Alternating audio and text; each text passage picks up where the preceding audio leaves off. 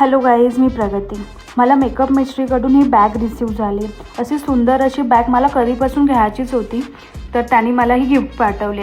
खूप असं छान ऑर्गनाईज आहे. त्यामध्ये असे 2 प्रकारचे कप्पे आहेत. त्यामध्ये हे एक आपण ह्यामध्ये मेकअप ठेवू शकतो. असे पाऊच दिले त्यांनी आपल्याला 4 आणि त्यानंतर असे वरती हेअर ॲसेसरीज नाही तर ब्रश नाही तर काही आपण त्यामध्ये ठेवू शकतो.